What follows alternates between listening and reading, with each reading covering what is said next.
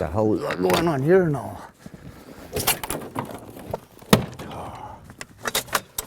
Ah, gee.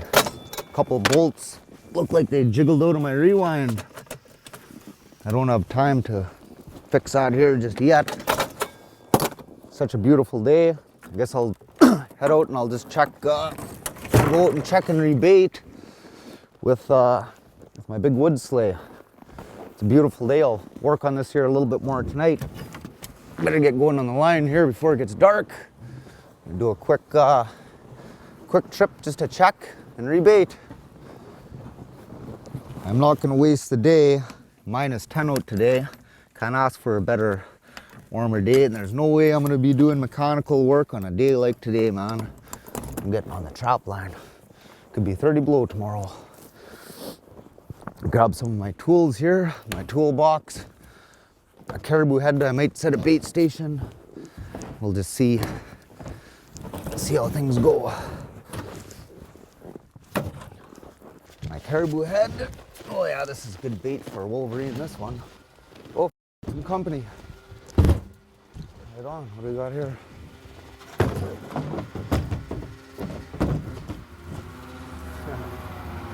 Hey Francois, how's it going, buddy? Good, Andrew, how's it going? Oh, pretty good. I was just getting geared up here to head out on the line. I was driving by and I thought I would just drop in and see how you're doing and check up on you, you know. Somebody Awesome. has to. Awesome, All yeah. by yourself out here and that. But I've been out traveling a bit, went to China and checked out their fur market, and guys like you are going to do well, so that's what we're here for. Oh yeah. So you're heading out on the line right now? I'm heading out right now. I'm just going to go out and... Well, can I tag along and give you a hand? Absolutely. Excellent. Well, that's what I love to do. Okay. I got a few hours, so let's go do it. Yeah, we'll go out and we'll check some traps and rebait. It's a nice day, man. Can't ask for a better day than No, today. it's beautiful, eh? Like Yeah. minus 10, it's beautiful. Yeah, we got to rock and roll, man. It's going to be dark here in a few hours. So. Andrew Stanley is exactly who he is the individual you see on YouTube or on television. He's actually quite a quiet individual. He's always listening, he's always learning. He's very, very interested in what he's doing and making sure that everybody else on the other side of the camera understands what he's doing.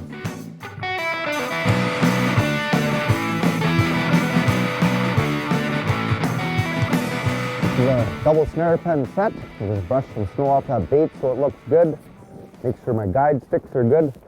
What happens, the wind blows on the trees sometimes and your snares twist a little bit, but these ones here look pretty good. And make sure it's at the right height, and I usually stop every other day and tend everyone and just make sure everything's good. Could use a little more bait, but that ain't bad. Brush some snow off. No, got to get you some lure though. Some Some of that nice skunk. Martin Magic. For sure. I tried that lure a little bit on the martin and it didn't help me a whole lot. This one here looks a little low. It's a nice set though. I like it. Oh, Both ends. Catch them both ways. Yeah. I caught doubles. I caught doubles in one once. 2 link, boom, boom. And one set, one check, yeah. So. A couple of young ones, or? What happened? When I was younger, I used to make a pen with only one snare in it, and the link would walk up, and they wouldn't want to go into the pen. So I said, well, I'll put a snare on each end, so now they come up and they can see right through. So it's just. Yeah, that's right. So they got no trouble going in, huh? So I always use link meat too. You know, link meat is great for link. If a lynx walks by and he smells that link meat, you know, he's got to check it out. Exactly. So yeah, they're a good set. My favorite way to catch link, to trap link, is snares, double snare pens. No, I like it. It's a nice little cubby here. Yeah, it's good. Real good. Yeah, let's go check about 25 more of these.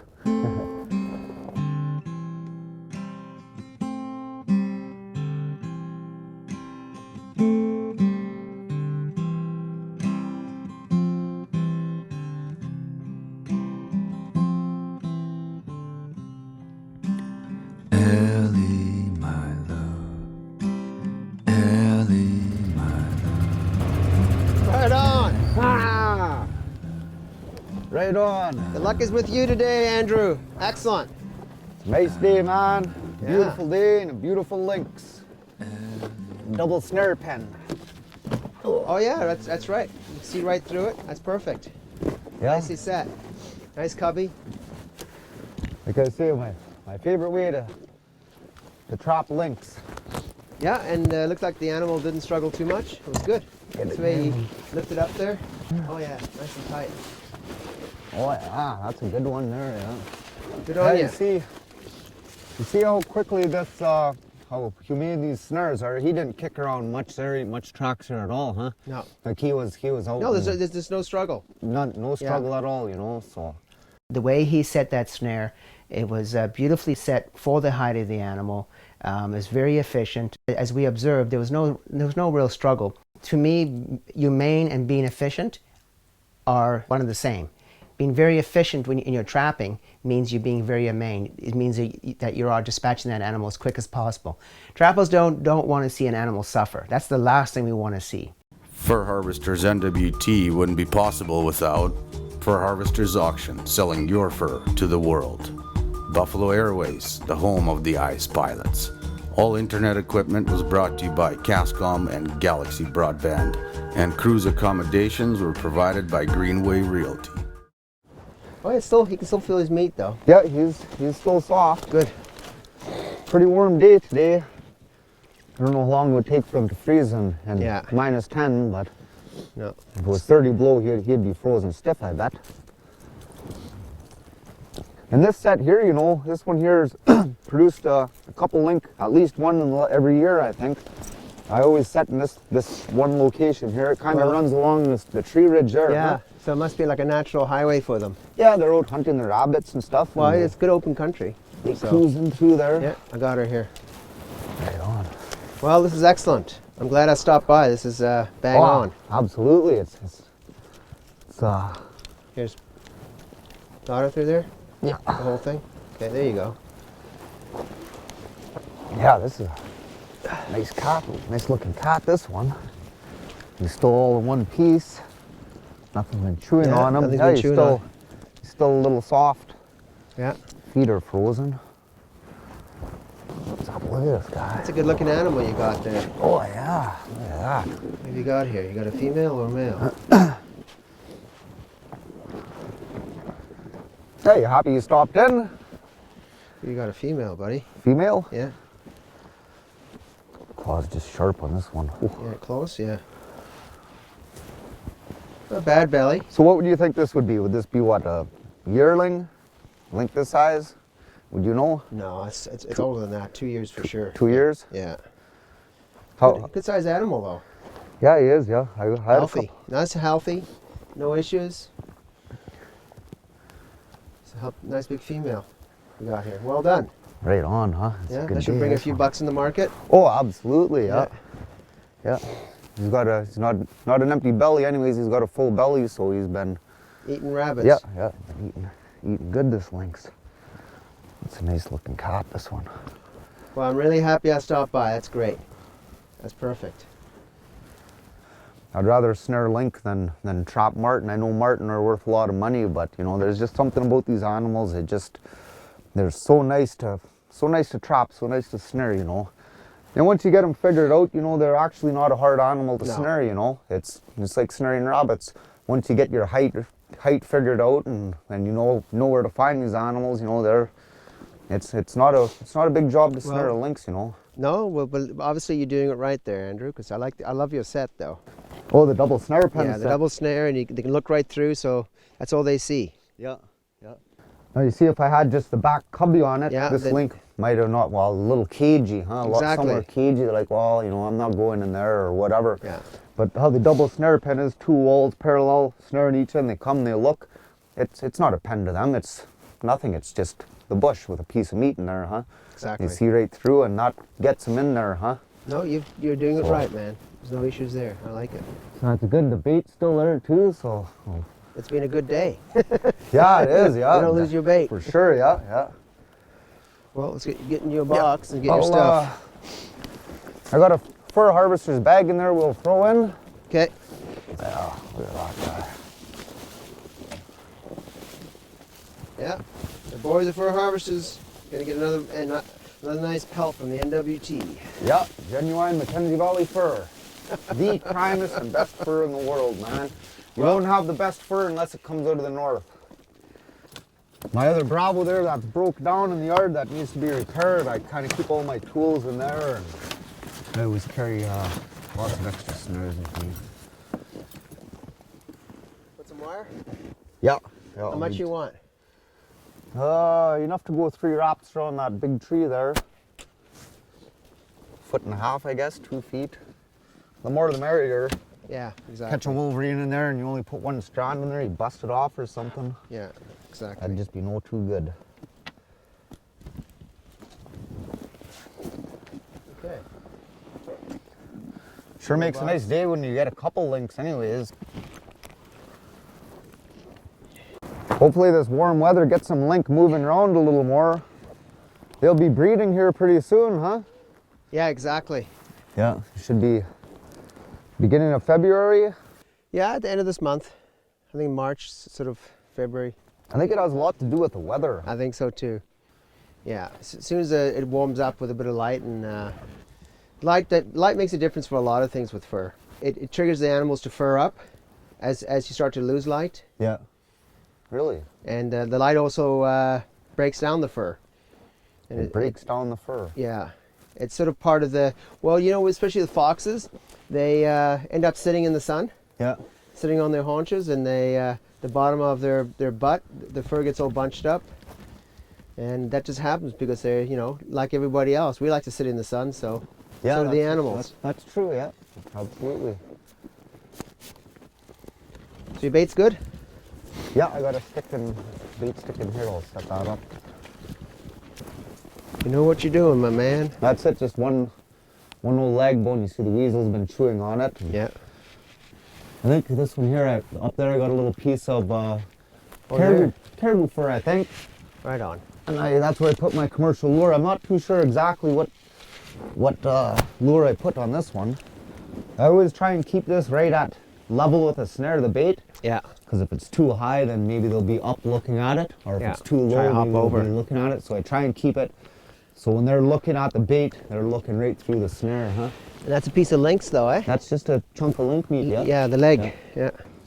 I notice if it's baited with link meat, that link has to come and check that out. Like, he knows it's another link. He wants to get in and smell it. Yeah, totally. You know, so. Trappers are probably the most important tool in a biologist's toolbox. They are the eyes and ears on the land. Things that happen out there, they're always observing the weather, what's happening with the wildlife, and they come back and they tell this to the local wildlife management. Strange creatures crawling, swarming earth and dirt, in search of hope and meaning, in the elements of the earth, the water, earth and fire, some kind of sacred fire. Look what we got here. Ain't that a beauty?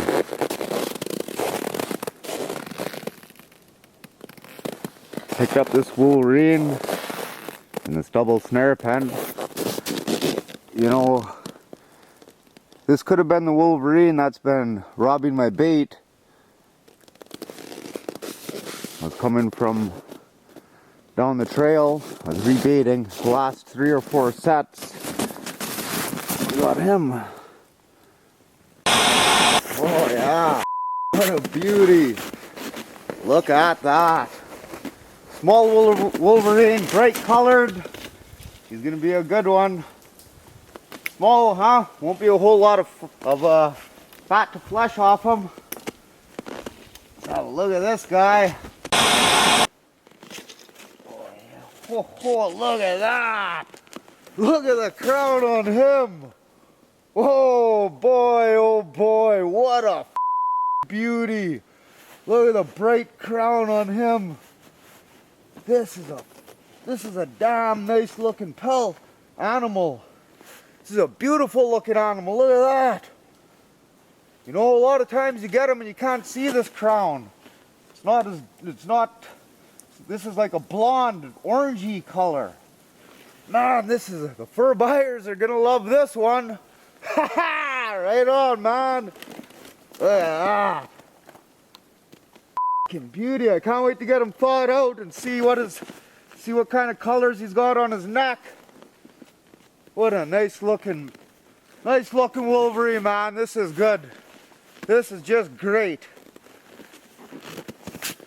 Fucking A.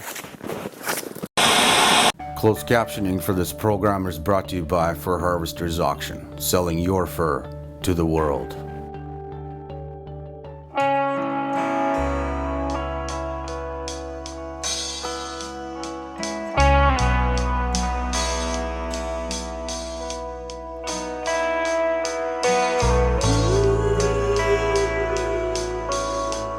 I had this otter pelt here for a couple of years. It was in my shed.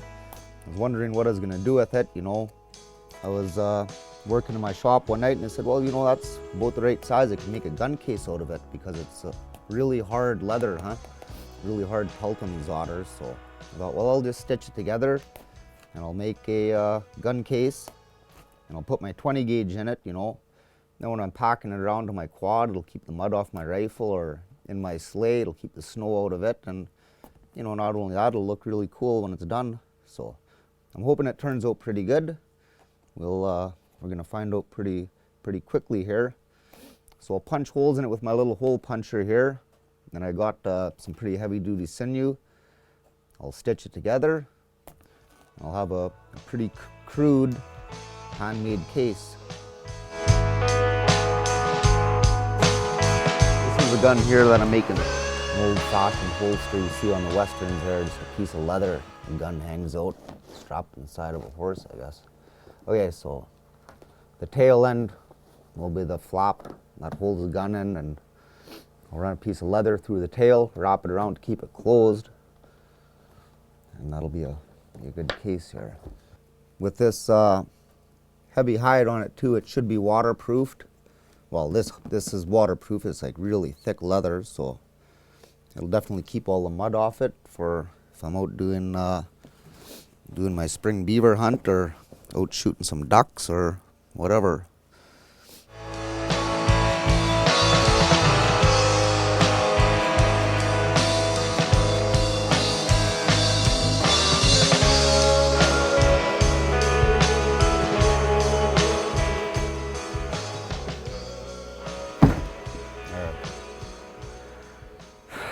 One year in the making. Andy had just flown in from Yellowknife on, I had booked him a flight on Buffalo Air, and he was flown by Joe McBride himself, and he was totally thrilled about that. And he got a photograph with Joe. And so to even make his day even better, we headed down the highway, and I told him we were going to go see Andrew. And he was totally thrilled at the whole idea. He just couldn't believe it. So we hiked in down this trail and came up to the skinning shed, and we looked in, and there was Andrew watching a video of Andy showing how to skin muskrat, one of our pelt handling videos, which was totally, it's out of this world. I mean, for that to happen, it was just completely unique. So I came to the door, and I actually had Andy walk into the shed without me first, just to, because they had no idea who this guy was until, and there he appeared, and it was quite a unique scene, just to say the least. We've had a pretty good little experience here. We surprised Andrew by bringing this chap from Fur Harvesters into his skinning shack.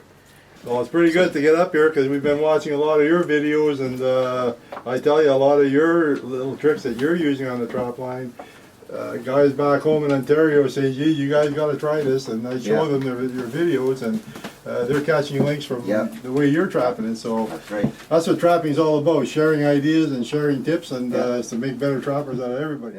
Fur Harvesters NWT wouldn't be possible without Fur Harvesters Auction, selling your fur to the world. Buffalo Airways, the home of the ice pilots. All internet equipment was brought to you by Cascom and Galaxy Broadband, and cruise accommodations were provided by Greenway Realty. All right, well, here we are in the wild north, and I'm up here with Andrew, and we had a good little chat here and talked about trapping, and I tell you, boy, the trappers never stop learning, and when you get up here in the wild north and you start talking to Andrew, you're going to learn something, and that's what it's all about. Trapping is about learning. So hope you have fun trapping and get out there and do it with every other trapper does, and get out there and catch some fur, and like Andrew always says, right on. Well, first and foremost, a trapper in my eyes is probably the most versatile person or individual out there. You have to be multi-skilled. You have to be very independent. You have to be able to survive on your own, fix anything at any one time, and you can't let anything get you down. You have to keep on going. And it's the spirit of the trapper that I'm always impressed with. When you see somebody like Andrew out there, or you meet some of these other trappers that you know have traveled 200 to 300 kilometers on their snow machine at minus 30 to minus 40 out to their line, and now they're back in town with a full load of fur, and they've done it. I mean, that's extremely impressive. Like, these guys are doing it year after year after year, and not many people in this day and age can do that. Swear you can survive with your bare hands. Bare hands.